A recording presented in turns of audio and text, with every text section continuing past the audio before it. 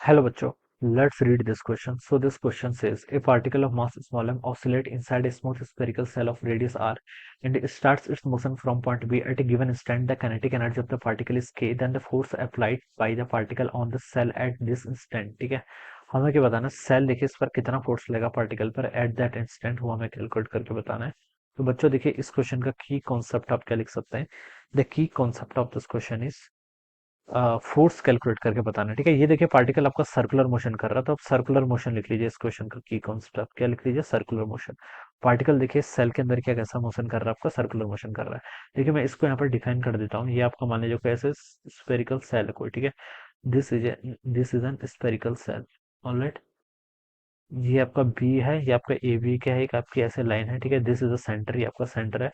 Particle आपका किस instant पर यहाँ पर है मान लीजिए। ठीक है, ऑलराइट, ये आपका ये एंगल मान लीजिए थीटा के इक्वल। ये मैंने खुद से मान लिया एंगल थीटा। ठीक है, तो फाइनल आंसर में नहीं आना चाहिए। ठीक है, इस पर देखिए पार्टिकल पर कौन सा फोर्स लगा? एक फोर्स आपका mg लगेगा। ठीक है, एक नॉर्मल फोर्स लगेगा जो कि इस डायरेक्शन के अलोंग लगेगा। ठीक है, पार्टिकल देखिए यहाँ पर आपका इनिशियली रेस्ट पड़ता है। यहाँ पर क्वेश्चन बोला गया ना कि पार्टिकल ऑफ मास इनसाइड, ठीक है, रेडियस आर है and starts its motion from point B. तो यहाँ पर इसकी काइनेटिक एनर्जी बच्चों कितनी होगी? जीरो के इक्वल होगी। यहाँ से मोशन स्टार्ट करा, काइनेटिक एनर्जी जीरो के इक्वल होगी। ठीक है, इस लेवल को मैं लेवल मान लेता हूँ, चलिए रेफरेंस पोजीशन मान लेता हूँ। तो इस पॉइंट पर पोटेंशियल एनर्जी बच्चों पार्टिकल की कितनी होगी? जीरो होगी।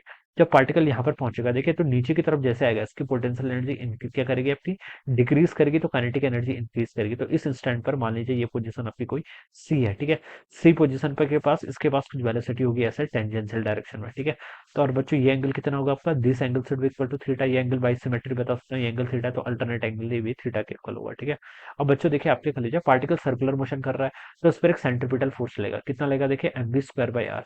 और ये सेंट्रीपिटल फोर्स देखिए कौन प्रोवाइड करा रहा है? नॉर्मल तो ऑलवेज लग ही रहा है। ठीक है, एक mg का कंपोनेंट भी इस डायरेक्शन में आएगा। ये कितना आएगा आपका? mg का cos थीटा। ठीक है, तो आप लिख सकते हैं mv square by R net force किसके इक्वल होगा? n minus mg cos theta के इक्वल। ठीक है, ये वैल्यू आप यहाँ पर से ऐसे लिख सकते हैं। ठीक है, ये आपका mv स्क्वायर बाई आर यहाँ से इतना आ गया। ऑलराइट, तो एक एक क्वेश्चन तो बच्चों आपके यहाँ पर से ये आ गए। क्वेश्चन में आपको देखिए इसकी काइनेटिक एनर्जी गिवन कर रखी है। जब ये आपका यहाँ पर था सी पॉइंट पर, तब इसकी ये सी पॉइंट है। ठीक है, यहाँ पर इसकी काइनेटिक एनर्जी के इक्वल बोल रखी है। काइनेटिक एनर्जी देखिए पार्टिकल के कितनी होगी? हाफ एम टाइम्स इसकी वेलोसिटी यहाँ पर जो है वो हमने वी मान रखी, तो हाफ एम वी स्क्वायर बोल दीजिए यहाँ से। ठीक है, तो और क्या लिख सकते हैं यहाँ से? देखिए ये M V square by R को देखिए पहले मैं से रिप्लेस कर लेता हूँ। ठीक है, काइनेटिक एनर्जी की टर्म में मुझे लिखना है बेसिकली इसको। तो यहाँ से आपका टू के किसके इक्वल हो जाएगा? आपका एम वी स्क्वायर के इक्वल हो जाएगा। ठीक है, ये हो जाएगा। ठीक है, तो यहाँ पर हम M V square by R को ऐसे भी रिप्लेस कर सकते हैं, कैसे? टू के बाय आर से। इट इज इक्वल टू, ये किसके इक्वल हो गया? N minus M G cos theta के इक्वल। एक इक्वेशन तो आपकी ये आ गई। दूसरा ना आप एनर्जी कंजर्वेशन भी लगा सकते हैं। क्या लगा सकते हैं? एनर्जी कंजर्वेशन में से पूछा क्या?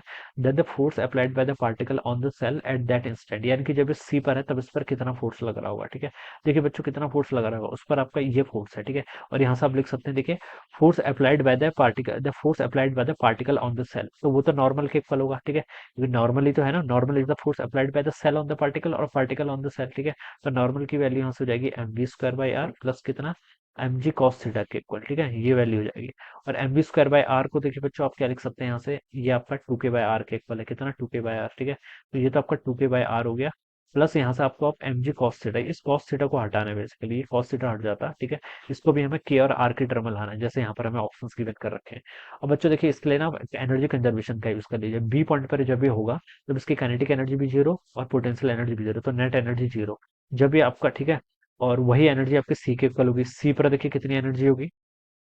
इसकी पोटेंशियल एनर्जी का कुछ लॉस हुआ होगा। कितना हुआ होगा? देखिए बच्चों ये रेडियस आर है, तो मैं बता सकता हूँ ये हाइट कितनी होगी आपकी? R cos theta. ठीक है, यहाँ पर पोटेंशियल एनर्जी जीरो थी, नीचे की तरफ आए तो पोटेंशियल एनर्जी क्या करेगी आपकी? डिक्रीज। कितनी करेगी?